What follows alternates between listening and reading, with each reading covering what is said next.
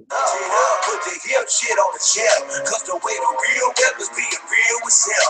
My eyes have seen the glory of the coming of the left. I can do it by myself, so I'm asking for help. It's time to switch it up, put the hip shit on the shelf, cause the way the real weapons being real with self. My eyes have seen the glory of the coming of the left. I can do it by myself, so I'm asking for help. Money, money, money. That's all you got is like being wealthy.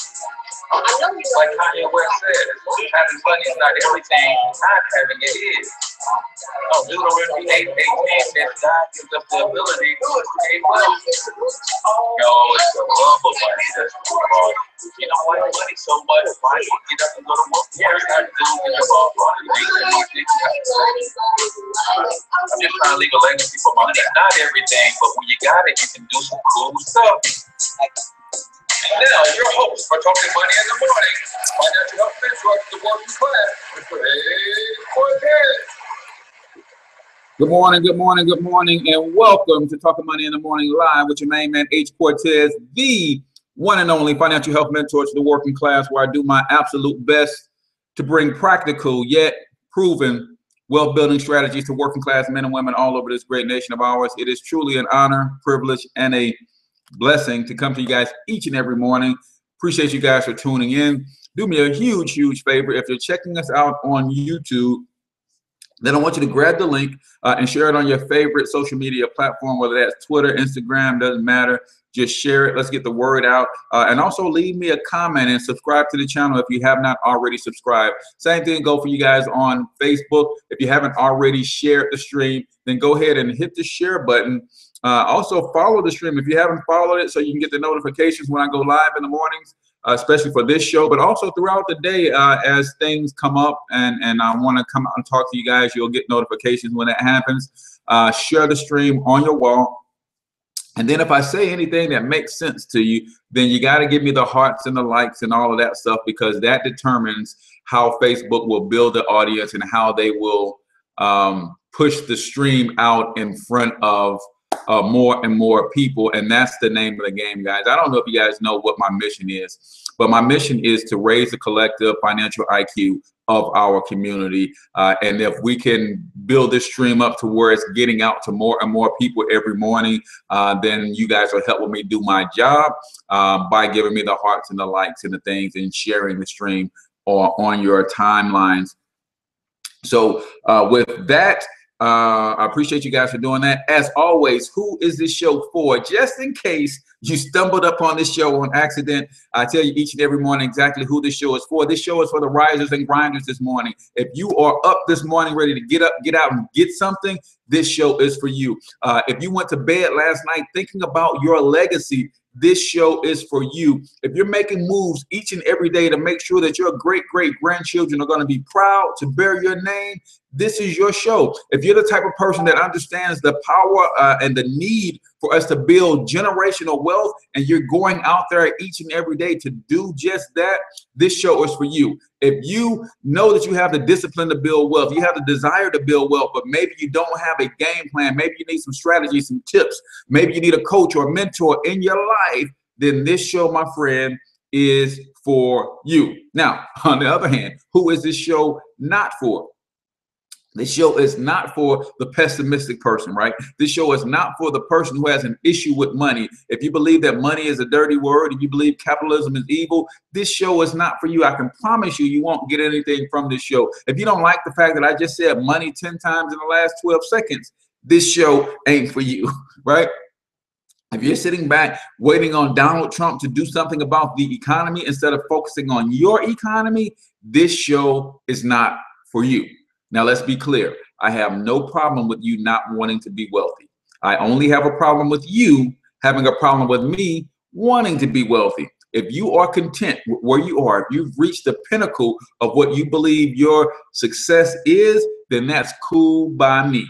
But don't get mad or don't look down on your nose or don't look at me side eyes for wanting to be wealthy. Right? Because that's my prerogative to strive for more, just like it's your prerogative to be content with where you are. And as I tell you each and every morning, if you've never seen a future billionaire before, I want you to take a screenshot because you're looking at one right now. I want you to hold me to it. Watch me work. You can actually cheer for me or cheer against me. Make me know, never mind, man, because I'm going to get it done either which way. Damon, congratulations to them Eastside boys, man, for getting that ship done. So if that is you, this show is not for you. But guess what? If I'm a future billionaire, one thing you have to understand is that there's not a single billionaire on this planet who's ever got to that status without helping tons and tons and tons of people become mega millionaires, multimillionaires, decamillionaires, six-figure earners, and putting a lot of money and a lot of households on their way to that status. So if that is you, then this show is not for you, and I'm okay if you exit stage left. Today's show is brought to you by Financial Health Mentor. Guys, I'm on a mission to not only raise the collective financial IQ of the people for those who have other things going on, but for those of you who do not have anything going on, my goal for June 2017 is to have 1,000 families in my financial success membership, helping them overcome the struggles of living paycheck to paycheck. If they're not living paycheck to paycheck, helping them get to a place where they have a solid emergency fund built. If they already have a solid emergency fund built, help them get to a place where they're eliminating debt. If they don't have any debt, then help them to understand how investments work so they can build a strong retirement portfolio. Right now, I'm sitting at about 230 people, families that I've helped. So I'm a long way from that 1,000. If you need a wealth building game plan in your life, I want you to strongly consider our financial success membership, how you can partner with me and my team of wealth strategists, and how we can help you overcome the challenges that are faced by most American people, especially the working class. Those challenges are inflation, taxes, debt, and big business. We can help you overcome those challenges and position yourself to have a strong retirement for whatever date that you set that you're going to walk away from your job. You're going to be straight either way, whether it is at the age of 42 like myself, or whether you're going to work until you're 50 or 60 years old. It doesn't matter. Whenever you decide to stop working, you don't want your income to fall off one bit. And that's what retirement is all about. So if you want more information on that, then just go to financialhealthmentor.com and you can learn more about our financial success membership. Today, we're talking about assets versus liabilities. And someone brought it to my attention yesterday, as I mentioned it on a live stream yesterday, that I hadn't done a show on this. And it's one of those things where we kind of think, well, for myself personally as a mentor, I just kind of think people automatically have a good understanding of what an asset or a liability is. And that's not the case. People really don't understand the difference between the two. As a result, if you don't understand what a true asset or liability is, then you're not really going to build wealth, because there's only one wealth building formula, guys. And we talk about it on the show all the time. Cash, asset, cash. That's the only formula that there is for building wealth. When you get your hands on some cash, you buy, build, or invest in some sort of asset that's going to ultimately bring you more cash. That's it. That's all wealthy people do. That's all wealthy people have ever done. Right now, the way they get their hands on some cash sometimes could be a little skeptical, but it doesn't matter. If you go to a job every day and you get your hands on a little bit of cash, if you got some skills where you can work with your hands, you get your hands on a little bit of cash. Don't matter how you get your hands on the cash. If you're not buying, building, or investing in an asset with some of that cash, then you're not building wealth. So it was brought to my attention that, hey, if people don't understand what an asset is, they can't really apply that formula. And that's why a lot of working class people are suffering, is because they don't know the difference between an asset and a liability. So they're getting their hands on some cash, and some people, not everybody, is taking that cash and buying trash. I know there's tons of people buying trash. We are the biggest consumers on the planet, so we're buying a lot of trash. But there are those of us who are actually buying liabilities that we think are assets. So we think we're applying the wealth building strategy because we're getting our hands on some cash. We're buying what we believe is an asset, and we're hoping it's going to turn it into some more cash. But because it's not truly an asset, it's actually not producing more cash on the other end. And that's why working class people are struggling outside of those 4 major challenges that you have to overcome. So in simplest terms, an asset is something that appreciates in value or puts money in your pocket. Again, an asset is something that appreciates in value and or puts money in your pocket, right? A liability, on the other hand, is something that takes money from you and or depreciates in value, right? A liability is something that takes money from you and or depreciates or loses value, right? So if you don't understand the difference between the two, and more importantly, if you actually confuse the two, you can find yourself in a world of trouble as it relates to building wealth. So what we want you guys to understand is the difference between an asset and a liability, and how to start your quest for acquiring assets. Now, before we get into that, I have to tell you what's going on, Terrell. I have to lay down the framework for how to position yourself to buy assets, because a lot of times I get people talk to me all the time. I'm sharing them about our income strategies and how to really overcome what they want to come. And a lot of times people want to jump straight to, well, how to invest? I want to know how to invest. I want to know how to invest. Well, first of all, you have to understand the difference between an asset and liability, or else you're not going to invest in the right thing. Second of all, you have to have your cash flow right before you can even invest. So what do I mean by having your cash flow right? If you, at the end of every month, have very little left over or nothing left over, or in worst case scenarios, or spending more money than you make in a month, you're not ready to start buying income producing assets. You're not ready to start investing, right? You have to get cash flow straight first. And what I mean by cash flow is you have to position yourself so that at the end of the month, all of your bills are paid, and then you have money left over to invest. Now, it is very true that the first thing you should be doing every time you get some cash is invest. You should be pulling something off the top to go ahead and invest in some sort of income producing asset. That is very true, but we also want to make sure that we have cash flow right after that. So yes, you should have some money coming from your paycheck going directly into some sort of investments. That's strategy number one.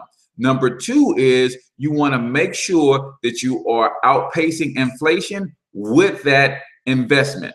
See, some of us have money coming out of our account and we're splitting it from some of it's going to a checking account, some of it's going to a savings account. If it's going to a savings account, then I want you to understand again the difference between an asset and a liability. Is a savings account an asset or a liability? Let's run the test. The test says an asset is something that puts money in your pocket or appreciates in value. A liability is something that takes money from your pocket or depreciates in value. So you're thinking to yourself, I've got an extra, I got $50 coming out of each check going into a savings account. Are you investing in an asset when you do that, or a liability? Well, let's look at what a savings account really is. With a typical savings account, you're going to earn less than 1% rate of return on your money, right? Historically, the rate of inflation has increased by at least 2% per year for the last 100 years. So if you're putting money into a savings account, that, my friend, is not an asset. That's a liability, because you're earning 1% on your money, but you're actually losing money because inflation is growing faster than the interest that you're earning on that money in a savings account. So this is one of the reasons that working class people are struggling, because yes, 50 years ago, you could work a job, you could put money in a savings account. A savings account will get you 3, 4, 5%, and bam, you could build wealth through savings. That is not the case anymore, man. And what's happening is no one has put out the memo to working class to say that's not the case. You still hear people say, go to school, get a good job, work, and save. Robert Kiyosaki is famous for saying savers or losers. Now, that's what in the hip hop world, they call that a double entendre, because that phrase means two things. And no matter what context you put it in, it's always going to mean those two things. So when he says savers or losers, if you're a pessimistic person, you're saying, how dare Kiyosaki call me a loser because I want to save some money? I'm not a loser. I'm doing the right thing. That's not the meaning that that's not the definition of the meaning that he's trying to convey there. What he's saying is savers or losers, meaning you're losing money to inflation when you save in a traditional savings account, because the rate of inflation is growing too fast and your interest on your savings is not keeping up. So he's 100% correct when he says savers or losers. But he said that in a way so that it can be controversial, so that he can draw attention, because he knows how to create good headlines. But it is 100% true, savers or losers. But nobody is talking to working class people about this. That's why you're working, you're busting your butt, you're trying to save, and you will never be able to get ahead that way. Right? So a savings account is a liability. Same is true for most CDs, money market accounts, anything that you can go into your Bank of America, US Bank, your traditional banks on the corner. Those are not banks designed to create wealth for you. Those are businesses that are designed to create wealth for its shareholders. I'm gonna say that again. Your traditional bank, Bank of America, US Bank, the banks that are on the corner in every community, those banks are not designed for you to build wealth. Those banks are businesses that are designed for their shareholders to build wealth. You have to understand that. So when you're dealing with those banks, deal with them accordingly. I'm not saying don't deal with them. I'm saying know what you're getting into. That's the same way that you deal with your job. I'm not saying there's anything wrong with a job, but know what a job is designed to do. The job is designed not for you to build wealth, it's for you to maintain. Now, while you're maintaining, you should be figuring some things out on your own that's going to help you build wealth. Right? A job is for maintenance, not for building wealth in abundance. Right? It's keeping your head above water. That's why they pay you just enough to keep you from quitting. And that's why you do just enough work to keep them from firing you. So you have that part figured out. I'm not going to work too hard, but I'm not going to work too slack because I don't want to get fired, because this helps me maintain.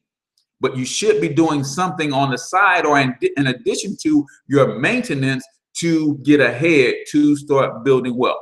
So most of those instruments that you get from your bank on the corner are designed to build wealth for the bank and not for you. But nobody has given the working class people the memo.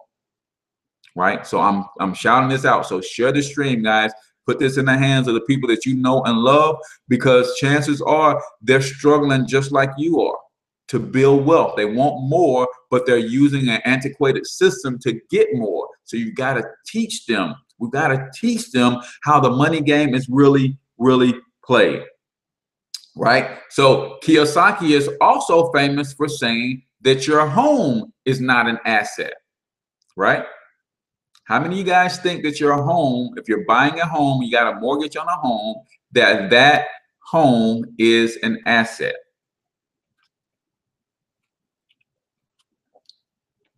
Let's go back to our basic definition of an asset. An asset is something that puts money in your pocket and or appreciates in value. A liability, on the other hand, is something that takes money from you and or depreciates in value.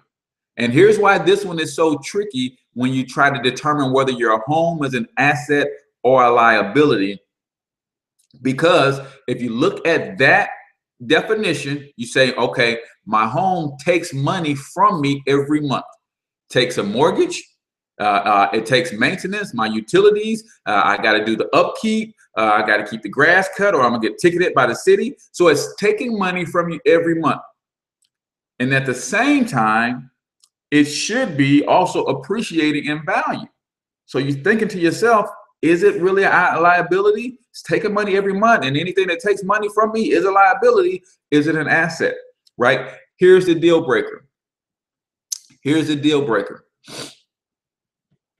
If you had $10,000, right? If you had $10,000 and you were able to buy you a single family home for that $10,000, and it was paid for free and clear, and you started then just spending a couple $100 in maintenance to keep the grass cut, kids break a window, you got to replace the window. Okay, so if that's the scenario, in that particular case, your house will probably appreciate in value faster than the little $200 a month that you are spending to maintain it. So that is an appreciating asset, right? If, on the other hand, you have a mortgage payment on your house, here's why it's not an asset, right? And most people don't want to look at this reality. The reason it's not an asset is because you've actually leveraged money that you haven't even earned yet to pay for it,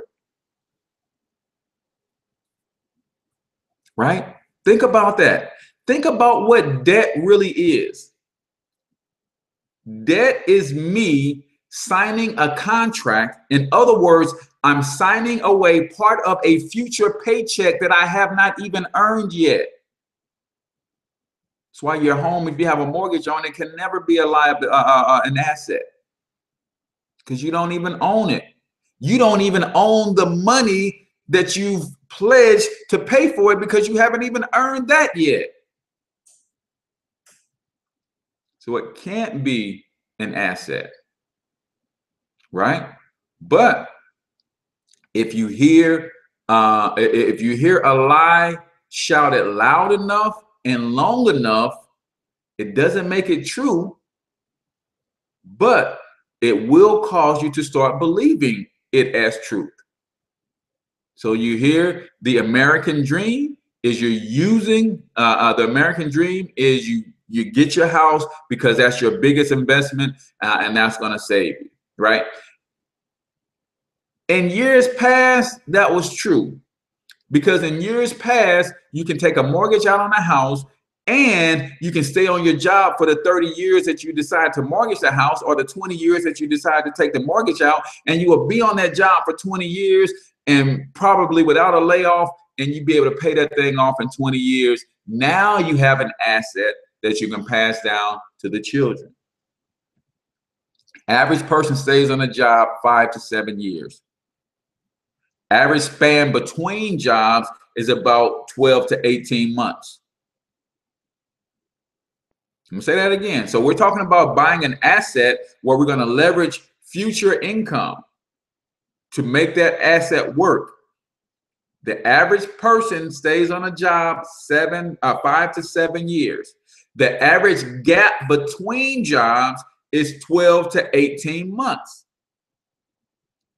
How many people do you know that had the house, was paying on it like they were supposed to, lost the job, stayed off the job 12 to 18 months, lose the house? Is that an asset? So I'll give you another example of what an asset is. I spend $1,500, $1,600, $1,700, whatever an ounce of gold is costing today, maybe $22,000, $2,300. I can't remember what an ounce of gold. I spend that on an ounce of gold, but I own the ounce of gold. I own it. I don't have a monthly payment for the gold. I own it. So as the gold appreciates in value, that is a true asset. It's not taking anything from me. I invested the $2,300 or whatever an ounce of gold is costing today. I invested that one time. The moment that I invested it, then the gold was worth $2,400 the next day, the next week, the next month. So I'm already more than what I put into it immediately, because gold is a real asset. Money is a paper currency. It's not a real asset, right?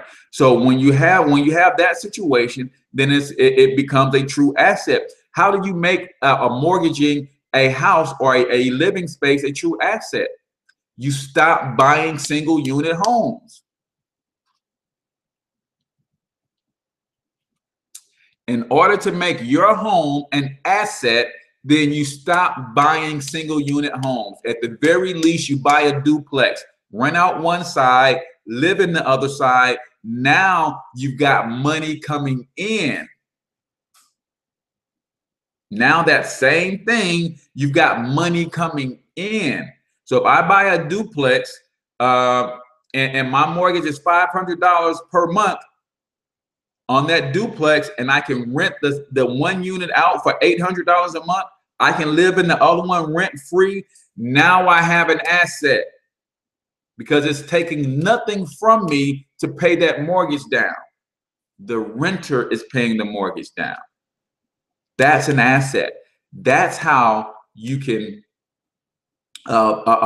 use your credit to acquire an asset, because you're not leveraging your income for the next 30 years. You're leveraging someone else's income for the next 30 years, and it's not costing you anything. Not only that, not only is it not taking anything from you, you're getting the equity as they pay the mortgage over time, and you're getting $300 positive cash flow each and every month. Because again, your mortgage is $500, they're paying $800. So the difference between the 5 and the 8 is 3. So you're positive. So that asset is putting money in your pocket. Again, that definition is something that pays you or puts money in your pocket versus something that, and it is appreciating in value versus something that takes money from your pocket and depreciates in value. So if you don't understand the difference between an asset or a liability, you cannot and you will not build wealth, because there's only one wealth building formula, guys. Cash, asset, cash. That's it. That's all wealthy people have ever done to build wealth. That's it. That's the only wealth building formula in the world, in the universe, on the planet, is you get your money on some cash.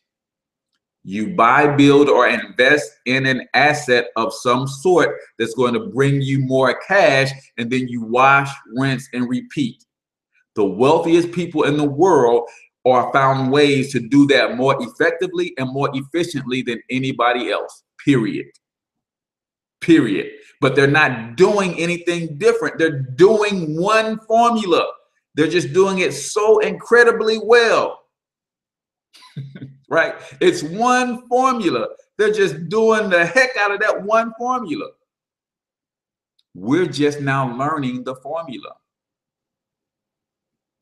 So now that you know the formula, I want you to do the heck out of that one formula. But here's some things that in order to do the heck out of that one formula, you have to get cash flow right.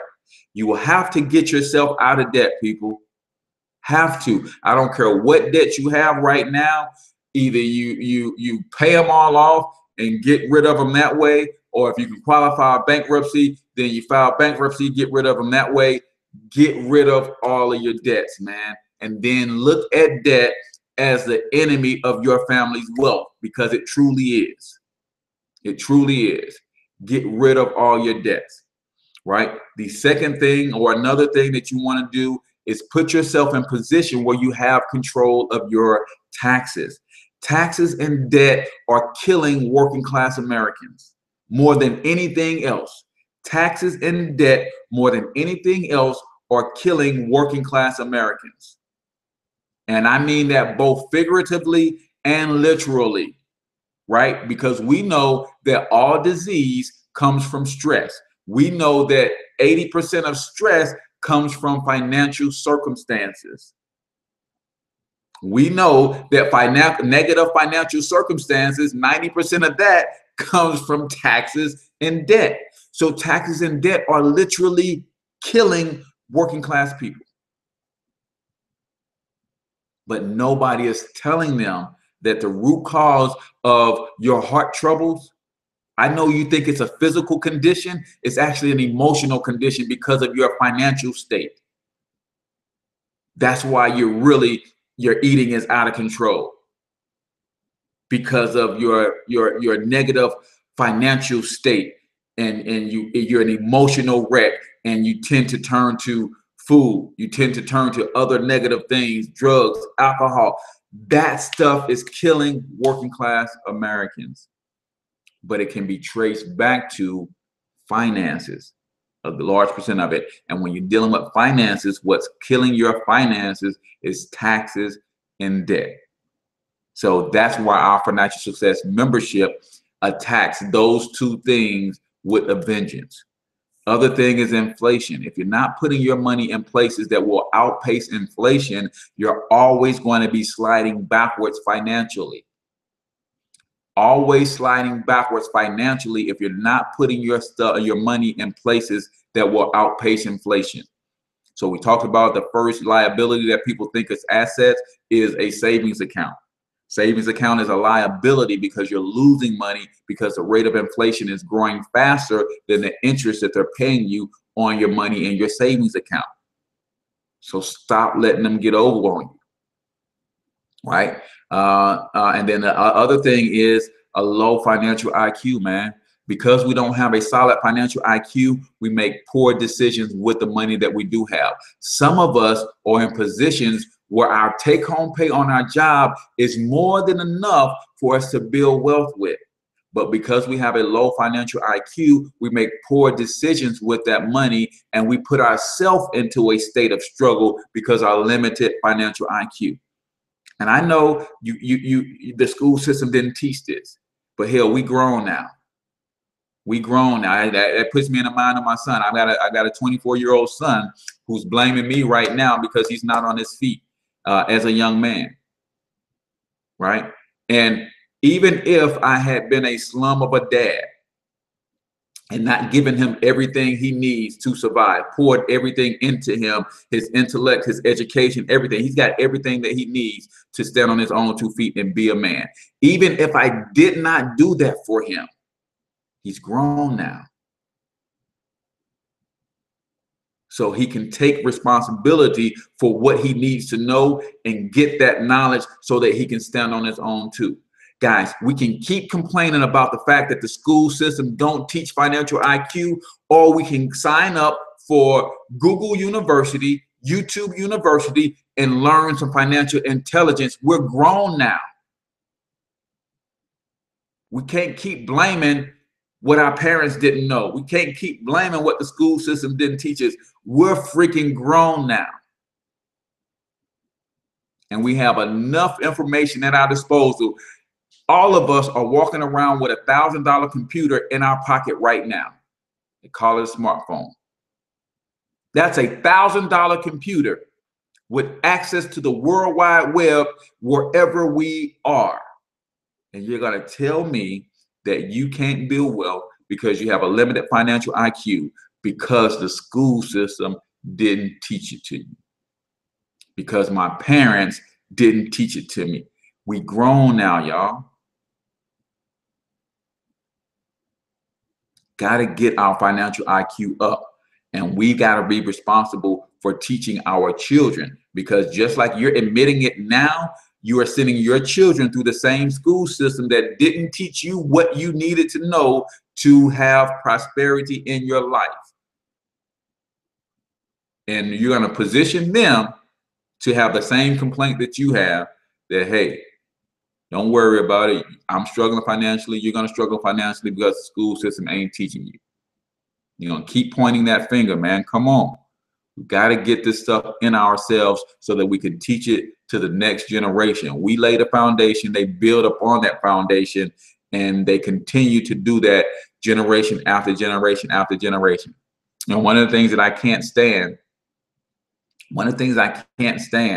is When pessimistic people see that I'm out here grinding to build wealth, and one of the first things that they bring to my attention is, man, you hustling so hard, man, you can't take it with you. And that is 100% correct. I have no intentions on taking it with me. But what I do have every intention on doing is leaving it behind for the next generation, moron. Don't I owe them? People will tell you every time you want to build wealth for you and your family, oh man, man, that money ain't, man, you can't take it with you. I know I can't, but I can make sure that my children are straight and their children are straight. And I really hate to hear it from the pulpit. And that's one of the places that you hear it all the time. You know, the scripture says you came into the world by yourself, you leave him, you leave, you taking nothing with you. That is true. That is very true. But every person that walks this earth leaves a legacy. Every person walks this earth leaves a legacy behind, aka his or her descendants, aka the people that they impacted while they were here, whether it was for the good or for the bad, whether it was a negative impact or a positive impact. Everybody leaves a legacy. What is your legacy going to be? I died broke because I knew I couldn't take it with me, so I spent it crazily. I spent it frivolous. I spent it abundantly. So when I died, I died and didn't leave anything behind to my children. I was going to leave them a house, but right before I died, I mortgaged the house and traveled the world. So now I didn't even leave them a house. Come on, man, we got to stop doing dumb stuff because we can't take it with us. Is that an excuse to not build wealth? Is that an excuse to not have some stewardship over the blessings that God has put in your life? Come on. It's ridiculous. Ridiculous. But that's the mindset that the school system is conditioning, and that's the mindset that we continue to allow to take residence here. And at some point, you got to be strong enough to say, you know what, that ain't right. I've got to make some tough sacrifices to change some things in my family for years to come. And even if you don't get there, just your aspiration to get there, I promise you, your children will pick it up. Say, mom didn't get that business off the ground that they wanted, but they were on the right track to having a business. So I'm gonna pick up where they left off, and I'm gonna get this thing done. And then I'm gonna make sure that when my children are born, see, none of my children have children yet. None of my children have children yet. I'm trying to position each one of them so that when they do have children, their children never see them work for someone else. See, all my children have seen me work for someone else. My youngest is 15. Now, he sees that dad is retired from corporate America, right? But he's 15. He saw me get up and go to work every day. My oldest is 24, doesn't have any children yet, at least not that I know of, right? But my plan is to make sure that when they do bring children into this world, their children never, ever see them work for someone else outside of their own business enterprise. What is that going to do for my grandbabies? What would that do for your children if they had never known you as an employee for someone else? I promise you the conversation would be different. The way they think, the way they act, the way they behave will be completely different because they would know the pride and the power of ownership. And they would know off the bat that, hey, I better start figuring out this cash asset cash thing even while I'm young. I better start figuring out every time mom and dad gives me some money, I better start figuring out how to invest some of it so that when I'm of working age, I can have enough money to start my business and not have to worry about going to get a job. See, you have to start thinking 2, 3, 4, 5, 6 generations down the road, man. That's part of the wealth equation, is proper planning, right? See, I can't do cash, asset, cash if I don't properly plan my money. That's why cash flow is at the front end of our financial success membership. Cash flow is at the front end of our financial success membership, because when you get your cash flow right, you relieve the stress of dealing with a negative cash flow situation. And I promise you guys, when you can relieve that stress of a poor financial situation, your vision, your clarity, the things that you can see, the things that the universe places in your spirit, the ability to go out and really change the world, you start to see that stuff a lot more clearly, right? You start to see a lot of times our vision is cloudy, and it's clouded by financial mess in our lives. But if you can focus on getting cash flow straight, and you do that by minimizing taxes, minimizing or eliminating debt, minimizing your expenses, and start making smart money decisions, you can turn that thing around in 6 to 12 months, guys. I promise you, I'm a living testimony because it's working in my life. I'm helping hundreds of people do the same thing in their lives. It's working. And I'm starting to see people with visions. I'm starting to see people do things that they never imagined they do, but these are things that are part of their passion that they should have been doing all along, but they couldn't see clearly because their vision was muddy by the financial strain and stress that they were dealing with. I promise you guys, before I retired from my job, I was skipping to work. How many of you guys skip to work?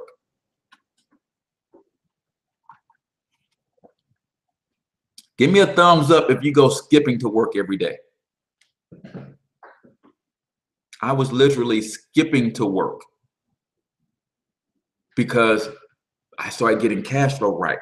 I started seeing, right, the stress and the strain started to be reduced from my life. And I started to be able to see my vision clearly. So now I put my job in its proper perspective. And now, even though I was going to do something that I didn't necessarily like, I was skipping to work. There was no stress for me going into work every day because I knew that I saw the end game. I saw the end result, right? Some of you guys are dragging into work on a Monday morning, right? Because you know you need this job because your money ain't always right.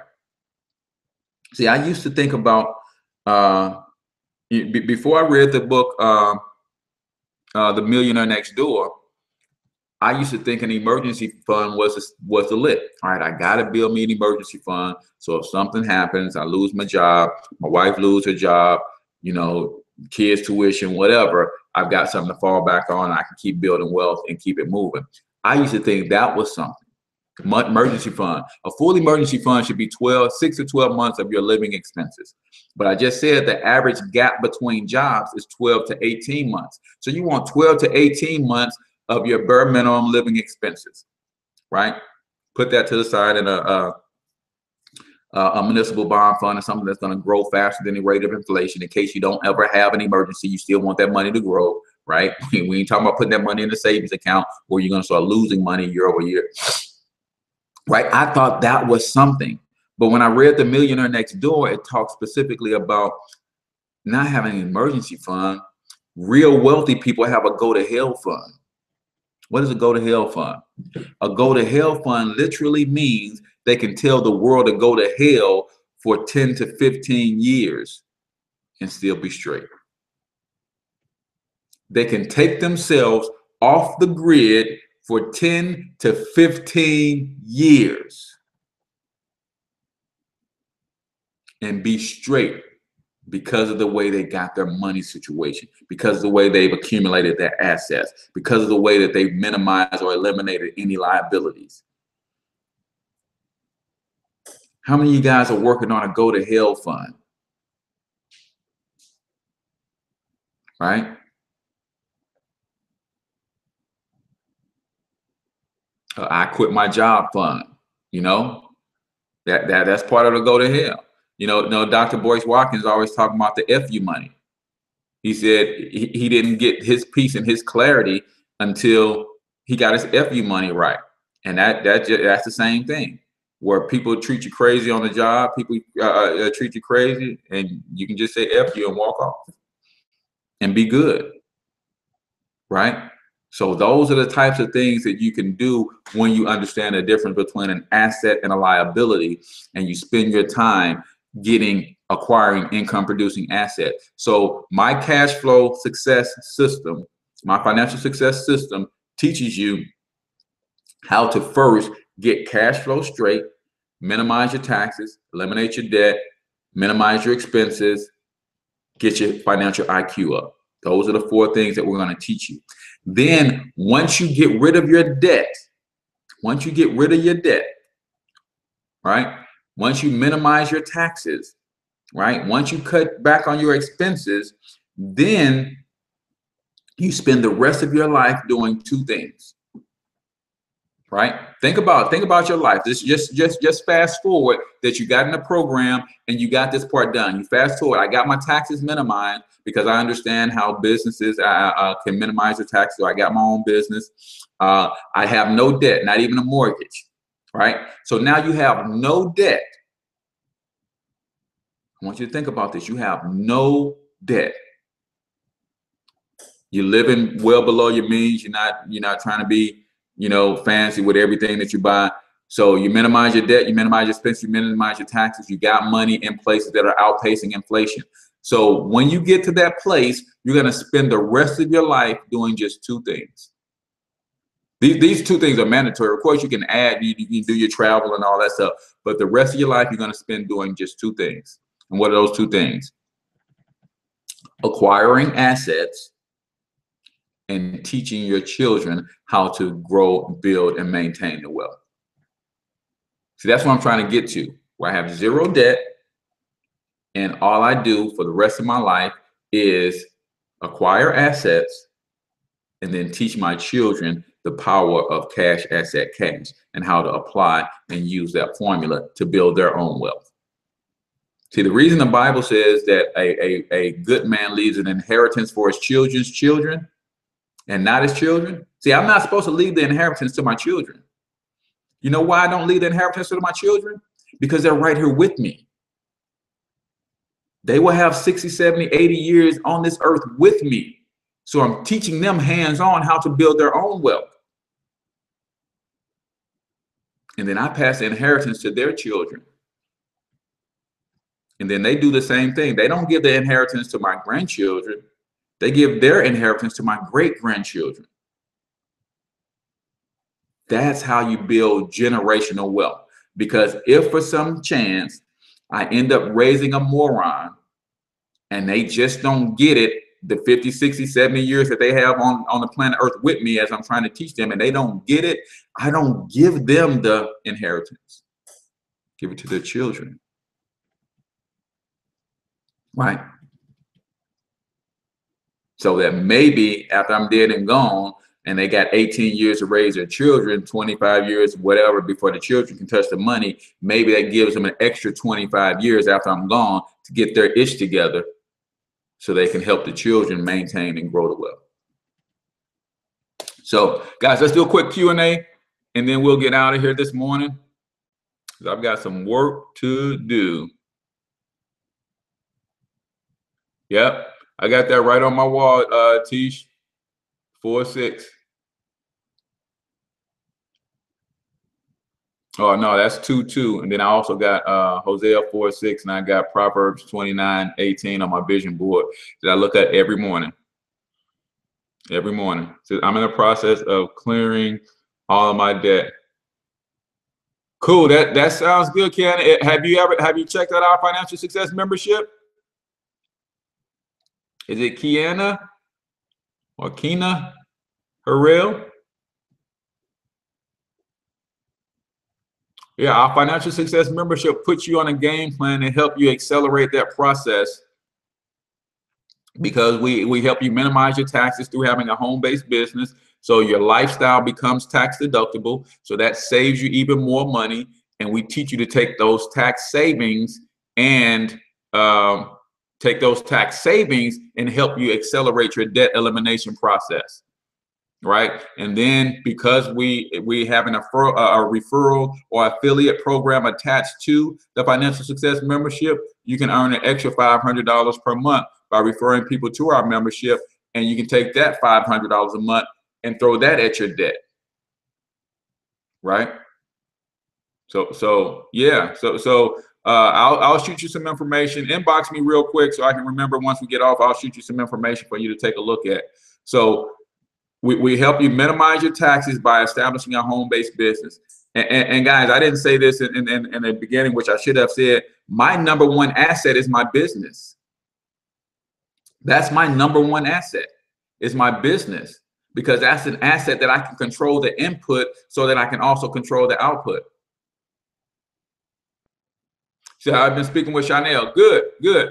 That's my homeboy. So if you got any questions, let me know, and we can get you plugged in without a doubt.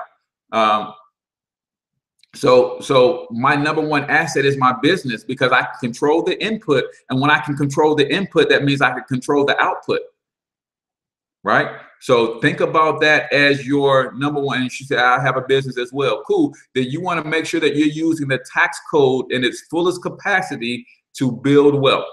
The number one wealth building tool in this world is the United States tax code. That's the real reason that everybody flocks here,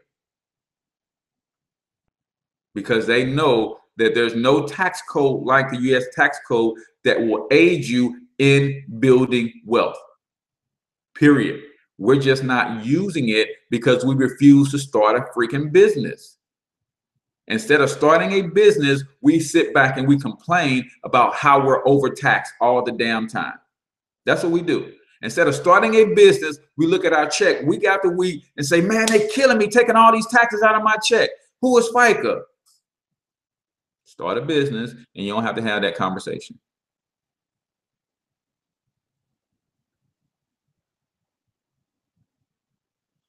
She said, this is new to me. I want to learn the loopholes like Trump. Laugh out loud. Yeah. See, what you have to understand about Trump is a brand.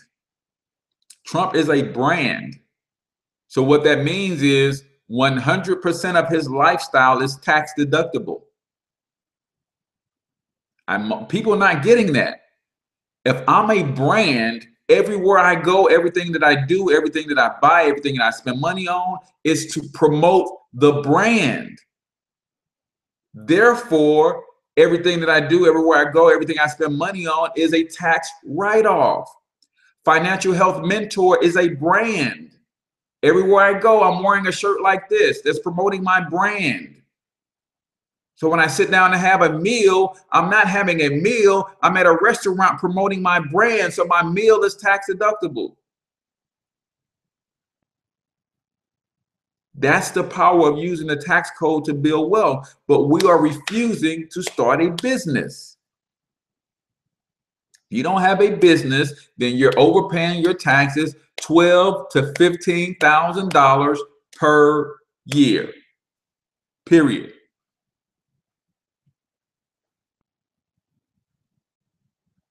Yeah, so that's why you want to plug in and go ahead and get with Chanel, get on the team, because one thing that I am good at, and I don't like to toot my own horn too much, but one thing that I'm good at is teaching branding and marketing, how to brand yourself.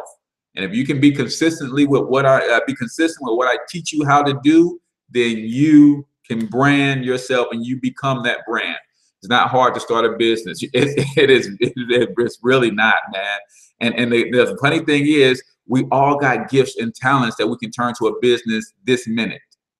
We all got gifts and talents that we can turn into a business this minute. Like literally, you can say, you know what?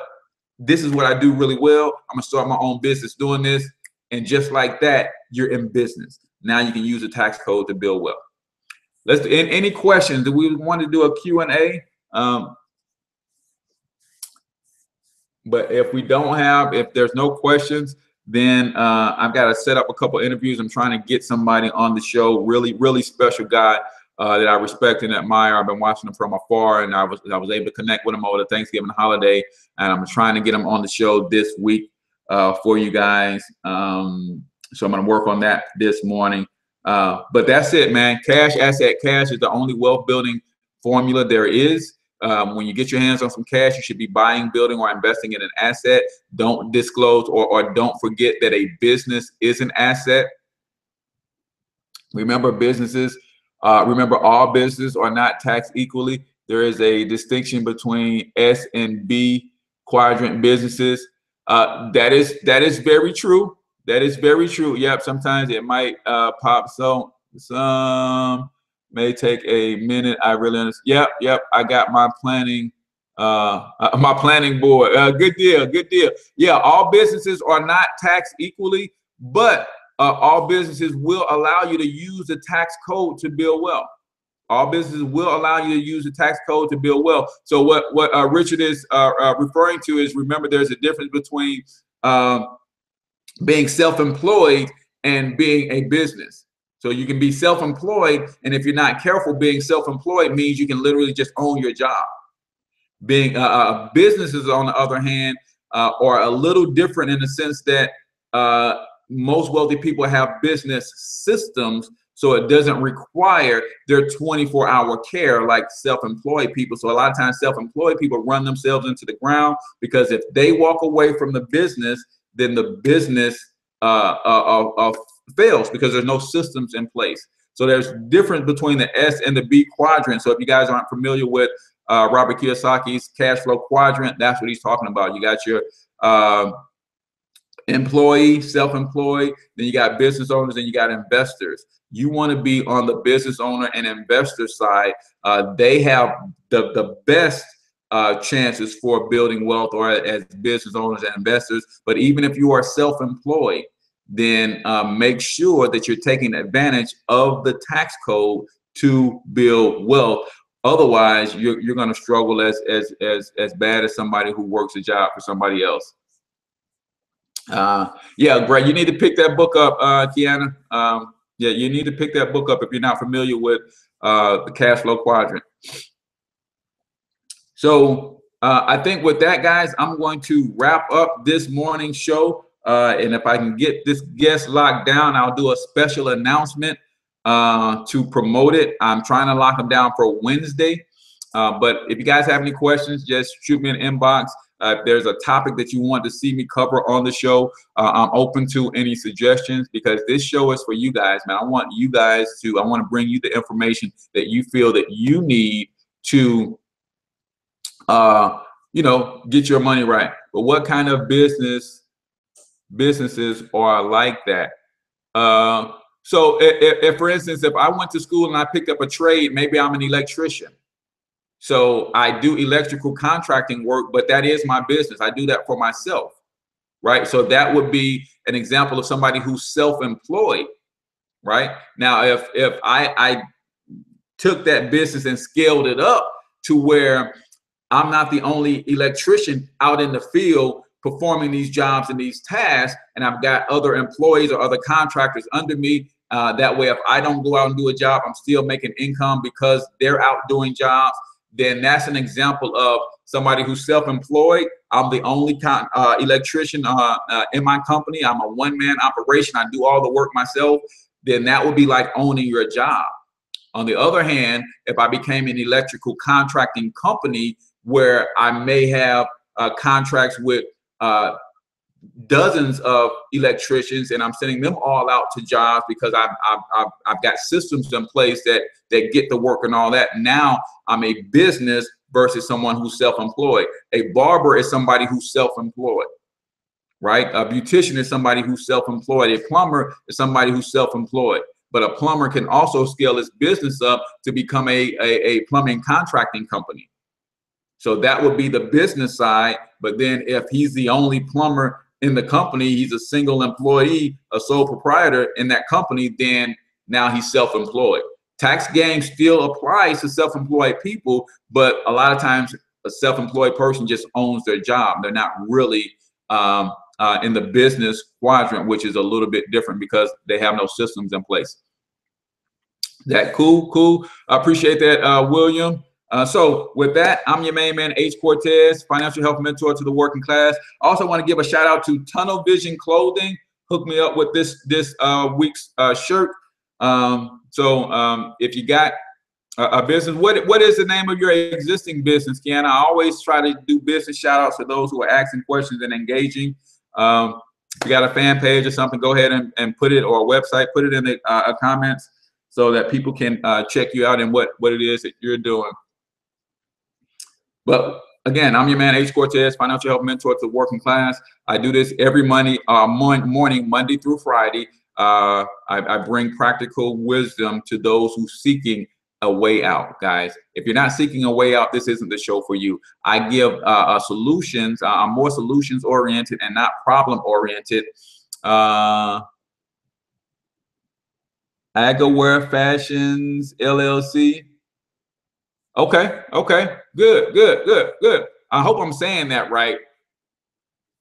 Would you say that the distinction is earned income, self-employed versus residual passive, B quadrant, is why the taxes are treated differently?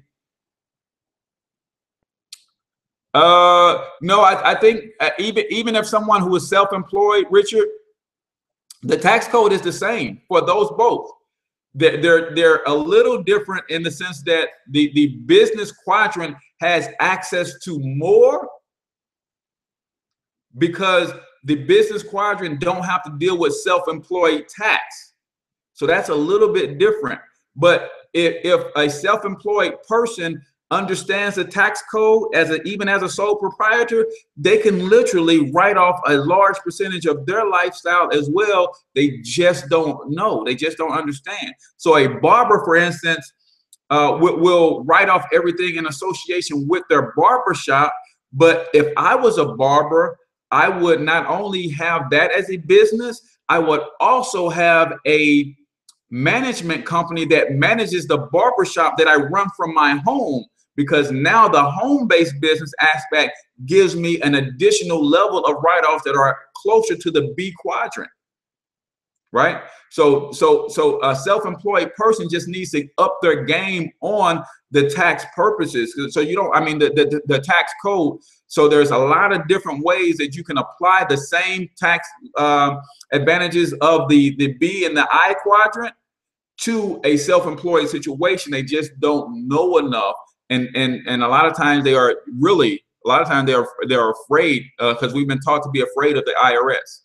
So I would take a self-employed person, even if I was a plumber, I would have a management company. I would enter into a contract with the management company. I run my management company from my home that manages the barbershop, that manages the plumbing contractor, that manages the electrical contractor. Now I still have all of the an additional set of tax deductions that are available to me, similar to what the big business and the B quadrant have. And then, so if I do have to deal with self-employment tax, which is a heck of a lot, from what I understand, I'm not self-employed. I'm a sole proprietor, so I operate my business like the B quadrant.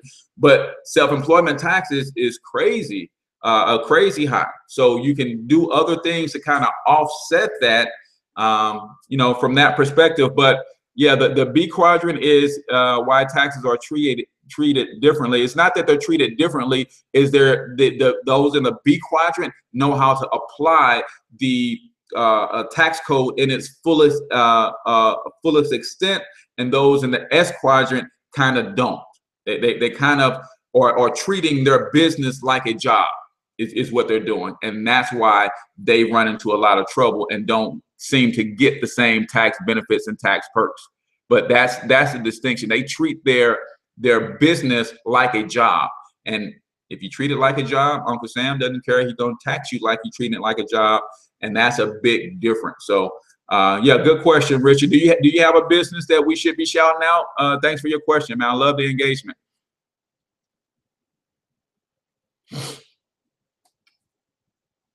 Yeah, self-employed people tend to treat their business like a job instead of like a business. because a lot of times self-employed people actually have no profit, so they shouldn't really be paying any taxes. But if they don't know how to separate their profit and their losses, then they have all of their revenue that looks like profits, and there's a difference. Revenue isn't profits, right?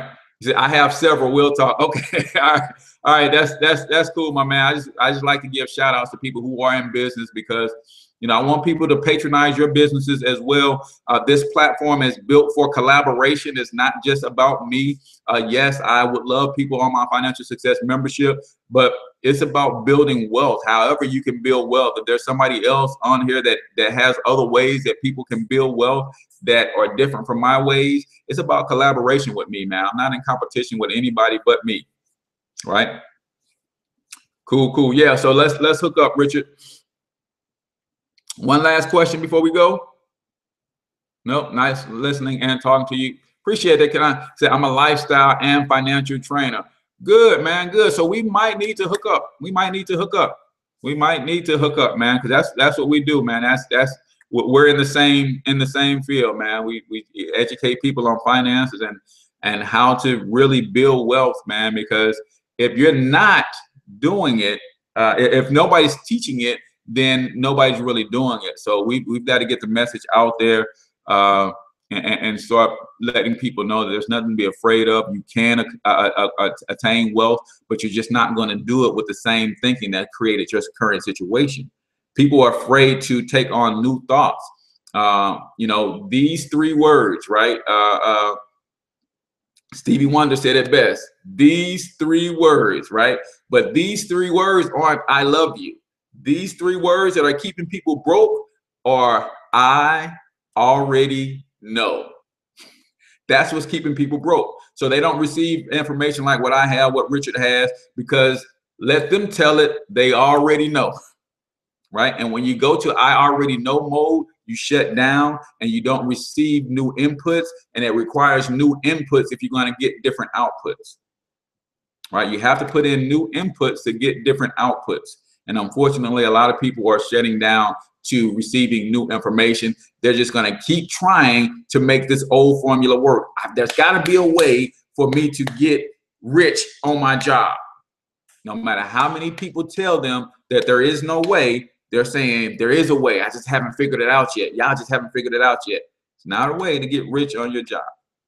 You got to do some other things, take in some new information. So with that, I'm out here, guys. We've been a little bit over an hour. So tomorrow, we're talking about the 3 types of wealth, 3 ways to earn money in America, and also the 3 ways to acquire wealth in America. I think you guys are going to love that show. I'm your man, Ace Cortez, financial health mentor to the working class. Until I talk to you in the next video, I want you to get your money up, because you absolutely can do it. Peace out, people.